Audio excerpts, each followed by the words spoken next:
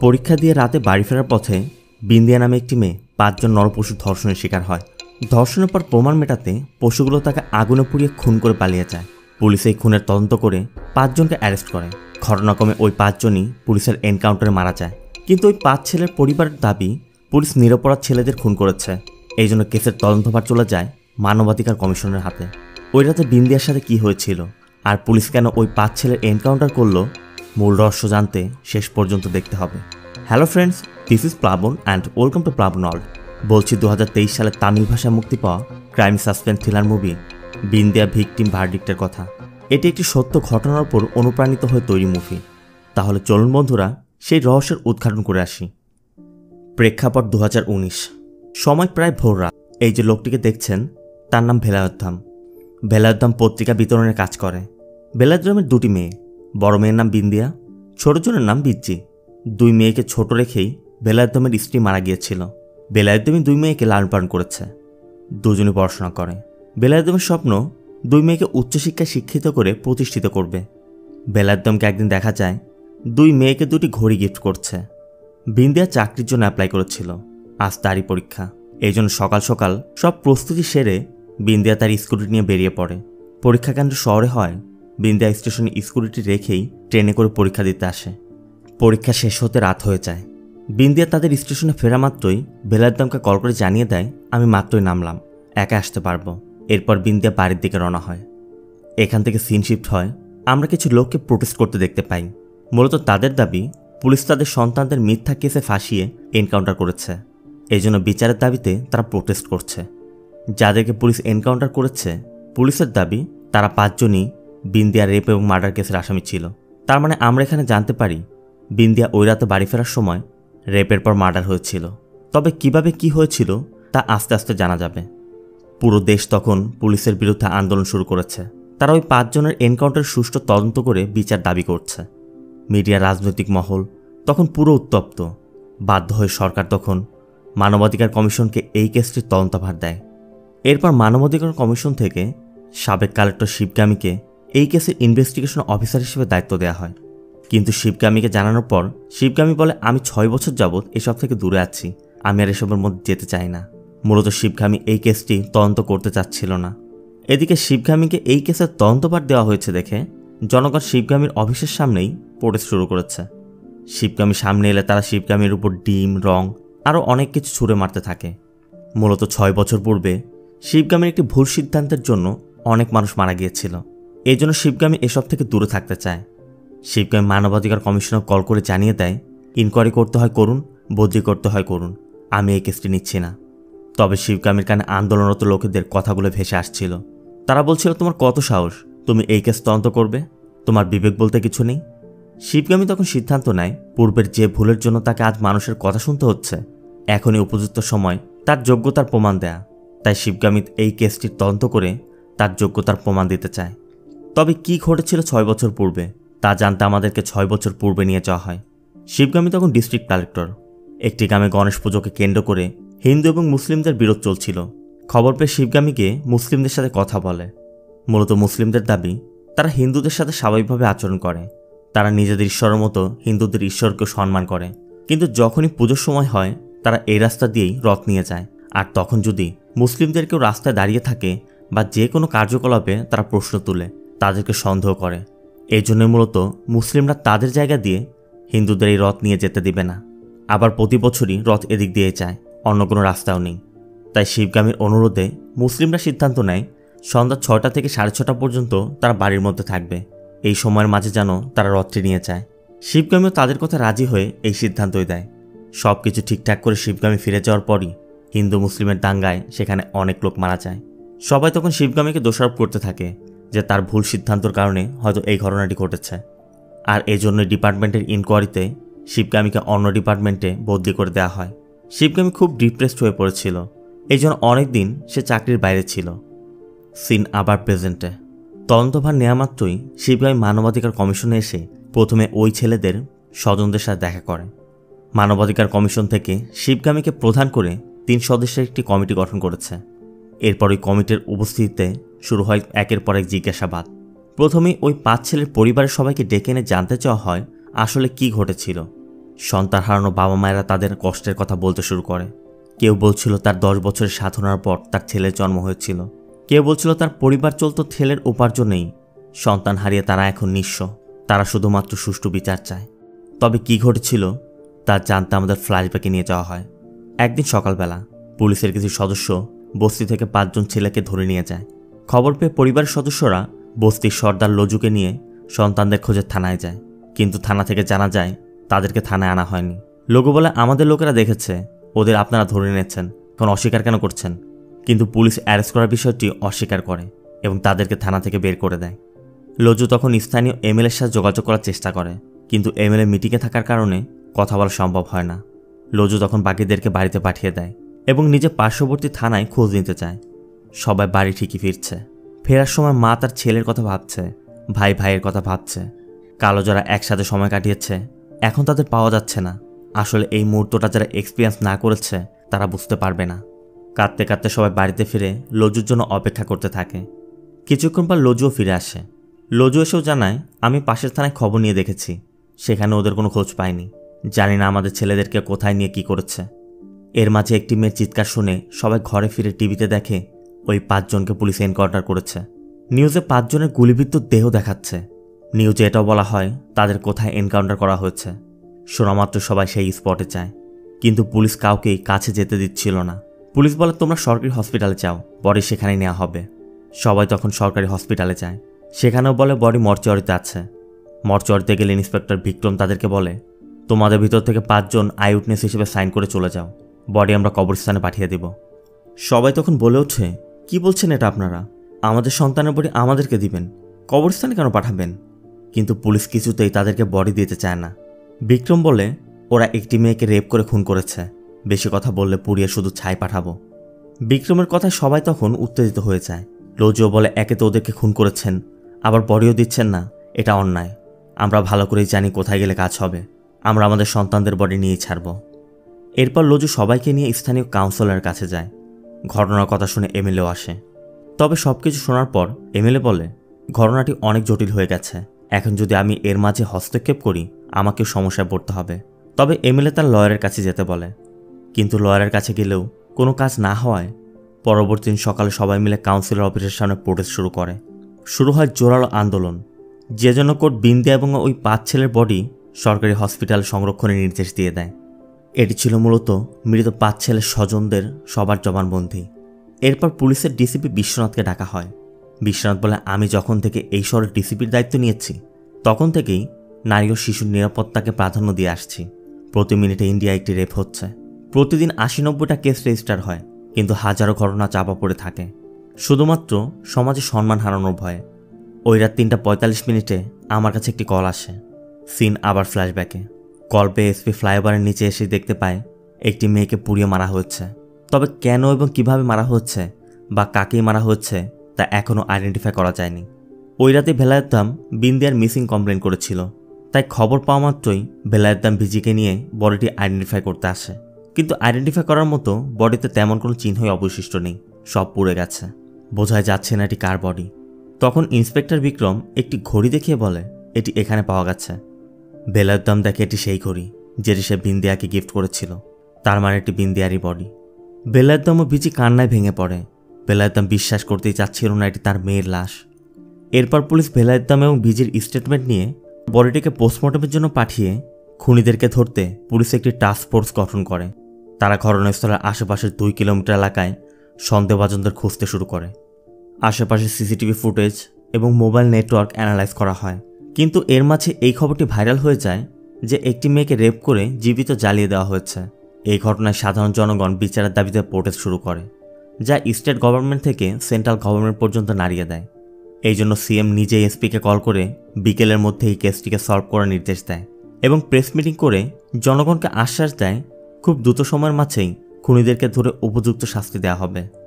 SP Biswanath বলে, ওই দিন বেলা 3:30 পর্যন্ত আমরা শুধু বিন্দিয়ার বাবার দেওয়া স্টেটমেন্টের সত্যতা যাচাই করেছি। বিন্দিয়া কোন সময় স্টেশনে এসেছিল, কোন কাপড় পরেছিল, সব স্টেশনে সিসিটিভি ক্যামেরা রেকর্ড হয়েছিল। ওই সময় ওই জায়গায় 78 জনের কল রেকর্ড রেজিস্টার করা হয়েছে, যার মাঝে 6টি কল সন্দেহজনক ছিল। আমরা তাদের সাথে যোগাযোগ করলে 5 জন থানায় আসতে রাজি হয়, কিন্তু একটি নম্বর বন্ধ পাওয়ায় আমরা ইমিডিয়েটলি ওই নম্বরের অ্যাড্রেসে যাই। এরপর দেখা যায় পুলিশ ওই বস্তিতে গিয়ে একটি ছেলের কাছে শিবার কথা জানতে যাচ্ছে। পুলিশ পরিচয় জেনেই ছেলেটি পালানোর চেষ্টা করে। অবশ্য পুলিশ তাকে ধরে থানায় নিয়ে যায়।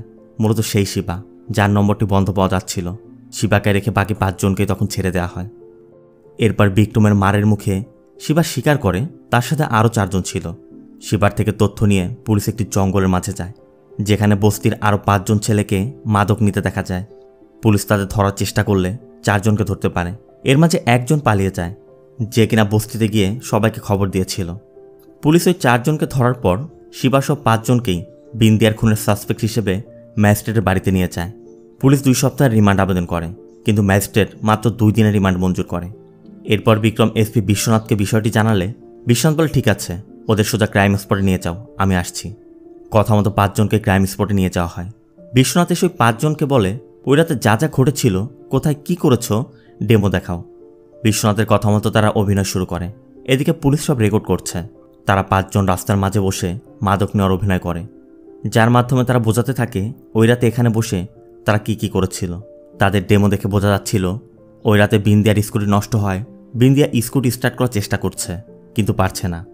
তখন একজন এগিয়ে এসে মেকানিক পরিচয় দিয়ে তার স্কুটিটি ঠিক করতে থাকে। বিন্দিয়া তখন ফোনে কথা বলছিল। হঠাৎ তারা বিন্দিয়ার উপর ঝাঁপিয়ে পড়ে। বিন্দিয়াকে পাশে একটি ট্রাকে তুলে একে একে 5 জন মিলে ধর্ষণ করে। এক পর্যায়ে তারা নোটিস করে বিন্দিয়া নড়াচড়া করছে না, তার মানে মারা গেছে। তারা খুবই ঘাবড়ে যায়, কি করবে ভেবে পাচ্ছিল না।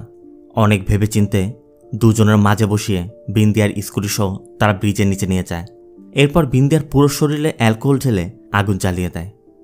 এই পুরো ডেমোটিকে পুলিশ রেকর্ড করে সেই মেমোরি কার্ডটি এসপিকে দেওয়া মাত্রই এসপি কারে বসে সেটি চেক করছিল।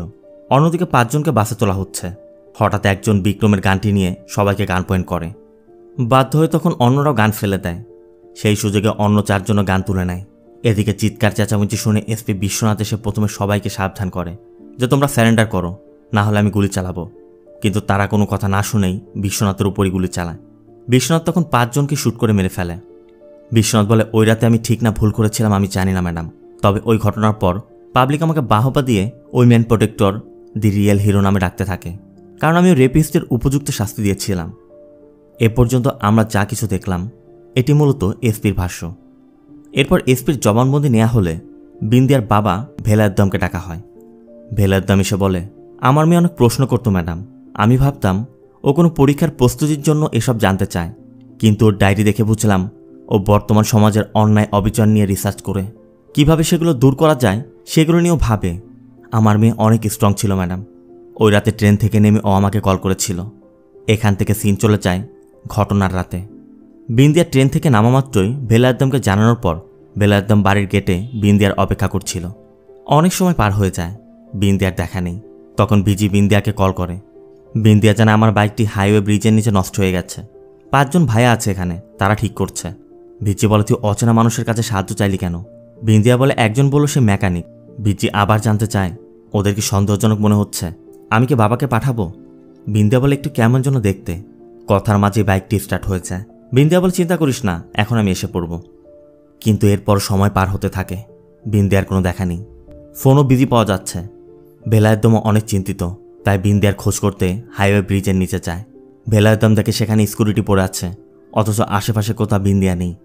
বিন্দিয়ার ফোনও বন্ধ দেখে ভেলায়দ্দাম আরও চিন্তায় পড়ে যায়। এরপর সে পার্শ্ববর্তী থানায় গিয়ে জানালে সেখান থেকে একজন এসআই একজন কনস্টেবলকে নিয়ে ঘটনাস্থলে আসে, তবে এবার স্কুটিটিও নেই। এসআই জানতে চায় এখানেই ছিল কি? ভেলায়দ্দাম বলে, স্যার আমি এখানেই দেখেছিলাম। এরপর এসআই ভেলায়দ্দামের থেকে বিন্দিয়ার স্কুটির ডিটেলস নিয়ে কন্ট্রোল রুমে জানিয়ে দেয় এবং অন্য থানা হওয়াতে এসআই ভেলায়দ্দামকে বলে, আপনার নিজের থানায় গিয়ে আপনি কমপ্লেন রেজিস্টার করান, এদিকে আমরা খোঁজ করছি। এই জন্য এসআইয়ের কথা মতো ভেলায়দ্দাম নিজস্ব থানায় যায়, কিন্তু এখানেও ডিউটি অফিসার রাউন্ডে থাকায় তাকে অপেক্ষা করতে হয়। বেশ কিছু সময় পর ডিউটি অফিসার আসা মাত্রই ভেলায়দ্দাম তার কাছে পুরো বিষয়টি খুলে বলে। সব শুনে ডিউটি অফিসার ভেলায়দ্দামের কমপ্লেনটি রেজিস্টার করে এবং তাকে বলে, আপনি বাড়িতে চান, আমরা তদন্ত করে দেখছি কি করা যায়। অবশ্য ভেলায়দ্দাম চলে যেতেই জানা যায় ভিজিও সেম কমপ্লেনটি করেছে। এদিকে ভেলায়দ্দাম কাঁদতে কাঁদতে বাড়িতে ফিরে ভিজিকে সাথে নিয়ে বিন্দিয়াকে খুঁজতে থাকে। এর মাঝে পুলিশ ফোন করে জানায় বাইপাস ব্রিজের নিচে একটি মেয়ের মরদেহ পাওয়া গেছে, আপনারা এসে দেখুন এটি আপনার মেয়ের কিনা। ভেলায়দ্দাম শিবগামীকে বলে, এরপর আমরা গিয়ে বিন্দিয়ার বডিটিকে আইডেন্টিফাই করি। এই ছিল ওই রাতের কাহিনী। ভেলায়তমের জবানবন্দি নিয়ে ভিজিকে ডাকা হয়। শিবগামী ভিজির কাছে জানতে চায় তুমি কি জানো। ভিজি বলে দিদি না ফেরাতে বাবা বের হয়ে গিয়েছিল। সিন আবার সেই রাতে। ভিজি বিন্দিয়াকে ফোনে না পেয়ে অনেক চিন্তিত। একসময় ভিজি পুলিশ কন্ট্রোল রুমে কল করে বিন্দিয়ার ডিটেলস এবং স্কুটির ডিটেলস দিয়ে মিসিং কমপ্লেন করেছিল, যেটি কিনা ভেলায়তমের আগেই স্থানীয় থানায় রেজিস্টার করা হয়েছিল। ভিজি তখনও কন্টিনিউ ফোন করেই যাচ্ছে। হঠাৎ বিন্দিয়া ফোন পিক করে। ভিজি বলে ও কোনো কথা বলেনি, কিন্তু আমি আর দৌড় এবং নিঃশ্বাস নেওয়ার শব্দ পাচ্ছিলাম, তাই আমি ভিডিও কল করি। দিদি পিকও করেছিল। দিদি আমাকে ইশারায় বোঝাচ্ছিল যে আমি যেন শব্দ না করি। এরপর ফোন ঘুরিয়ে ঘুরিয়ে দেখায় কয়েকজনের আশেপাশে ওকে খুঁজছে। হঠাৎ উপর থেকে একজন হাত দিয়ে দিদির চুল ধরে দিদিকে উপরে তুলে নেয়। ওর হাত থেকে ফোনটিও পড়ে যায়। আমি আর কিছুই দেখতে পাইনি, আমি শুধু ওর চিৎকার শুনতে পাচ্ছিলাম। একজন বলে ওঠে সেলভাম বাইক স্টার্ট কর।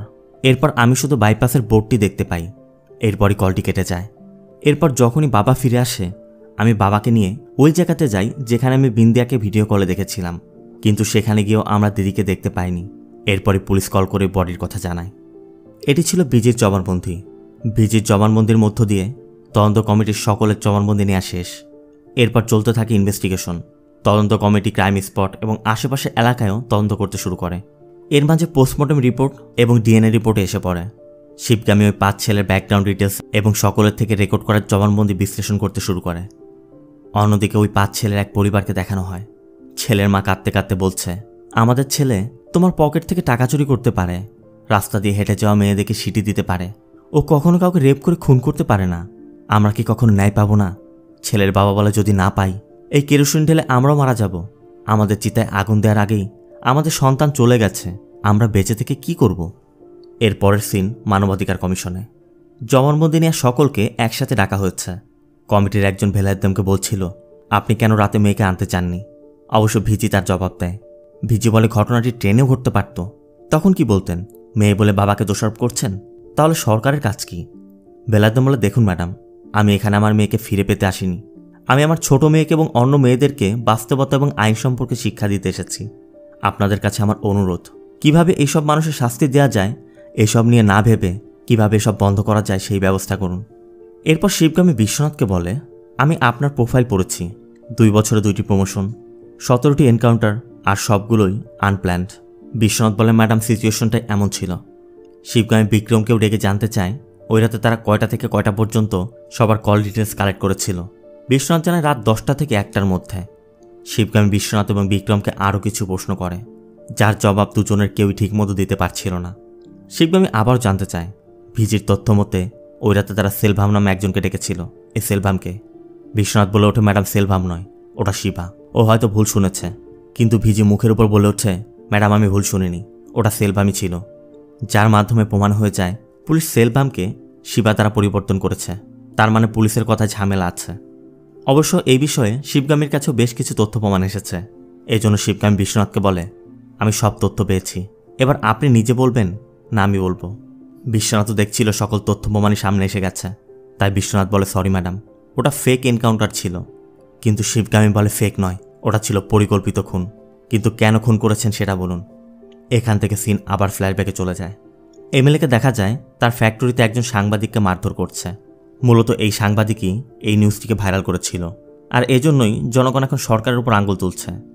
কিছুক্ষণ পরে এসপি বিশ্বনাথকেও দেখা যায়। এমএলএ বিশ্বনাথকে বলে, এই কেস আমি 2 মিনিটে বন্ধ করতে পারি, এক কাজ করো, আমি 5 জন লোক দিচ্ছি, তুমি তাদের খুন করে কেসটিকে ক্লোজ করে দাও। কিন্তু বিশ্বনাথ বলে, স্যার কেসটি প্রায় সলভ হয়ে গেছে, আমাকে আরেকটু সময় দিন। এমএলএ বলে, ঠিক আছে, আমি তোমাকে 3 ঘন্টা সময় দিলাম, যদি এর মাঝে সলভ করতে না পারো তাহলে আমার প্ল্যান মতো কাজ করবে। এরপর বিশ্বনাথ চলে আসে, আর সেই দিনই পুলিশ শিবাদেরকে সন্দেহ করে অ্যারেস্ট করে। বিশ্বনাথ তখন এমএলএকে বিষয়টি জানিয়ে দেয় যে আমরা সাসপেক্টদেরকে ধরতে পেরেছি। এমএলএ বলে, ঠিক আছে, ওদেরকে কাস্টডিতে নাও, সিএম অফিস থেকে নির্দেশনা আসবে তোমাদের কি করতে হবে। এরপর বিশ্বনাথের কথা মতো 5 জনকেই ক্রাইম স্পটে নেওয়া হয়। বিশ্বনাথ তাদেরকে গত রাতে যা যা হয়েছে সব কিছু ডেমো দেখাতে বলে। তখন 5 জনই শুধু ড্রাগ নেওয়ার ডেমো দেখায়, যেটা দেখে বিশ্বনাথ বুঝে যায় এরা মাদক সেবনকারী। বিশ্বনাথ সিএমের পিএকে কল করে জানিয়ে দেয়, স্যার আমাদের একটি ভুল হয়েছে, আমরা সাসপেক্ট ভেবে মাদক সেবীদের ধরে এনেছি। কিন্তু পিএ বলে, কি বলছো? সিএম অলরেডি প্রেস মিটিংয়ে বলে দিয়েছে যে সাসপেক্টদের ধরা হয়েছে, এখন এসব উল্টাপাল্টা কথা বলে লাভ নেই, যেভাবেই হোক ওদের এনকাউন্টার দেখে কেস ক্লোজ করে দাও।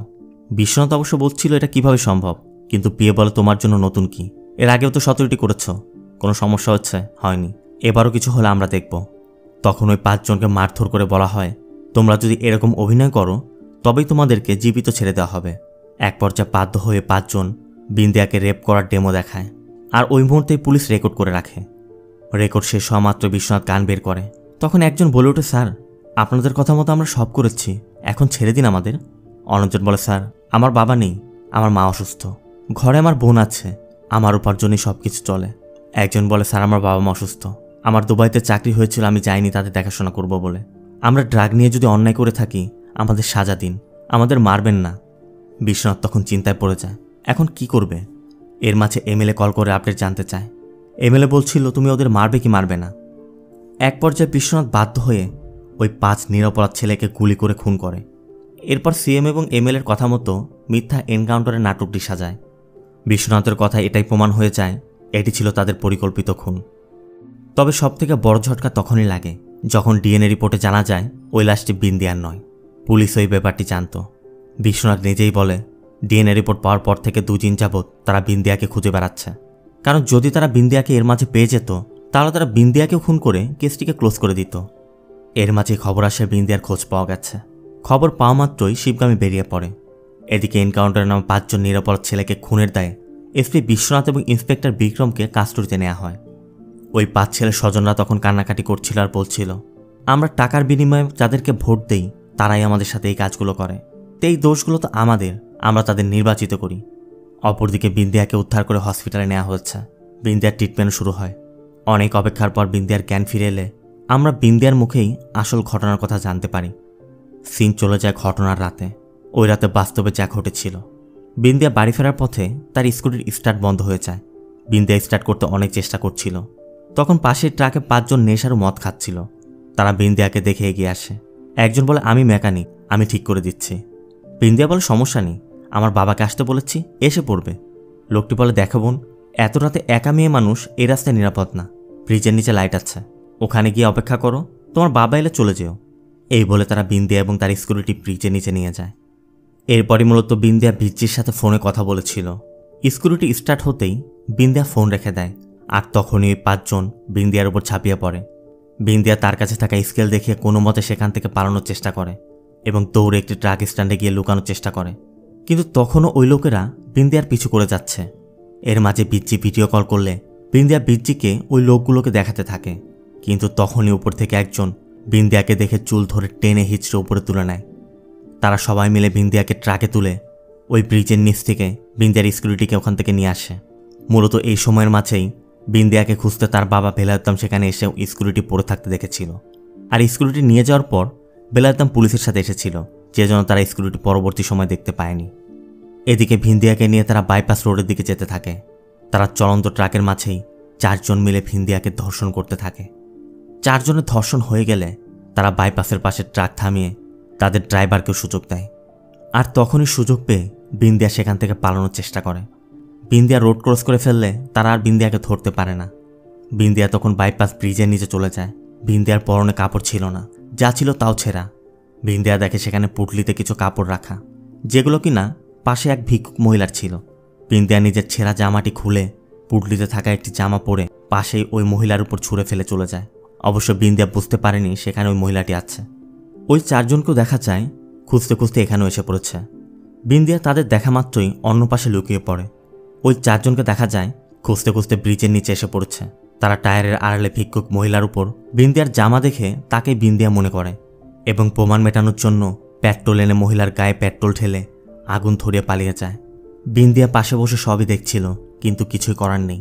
ওই 4 জন চলে যাওয়া মাত্রই বিন্দিয়া মহিলাকে বাঁচানোর অনেক চেষ্টা করে, কিন্তু কোনো কিছুতেই সে মহিলাকে আর বাঁচাতে পারে না। মূলত ওই মুহূর্তেই বিন্দিয়ার হাত থেকে ঘড়িটি পড়ে যায়, যেটি পুলিশ তার বাবাকে দেখিয়েছিল, আর তার বাবা ওই ঘড়ি দেখেই তাকে আইডেন্টিফাই করেছিল। বিন্দিয়া খেয়াল করে দেখে ওই লোকগুলো তখনও আশেপাশে কথা বলছে।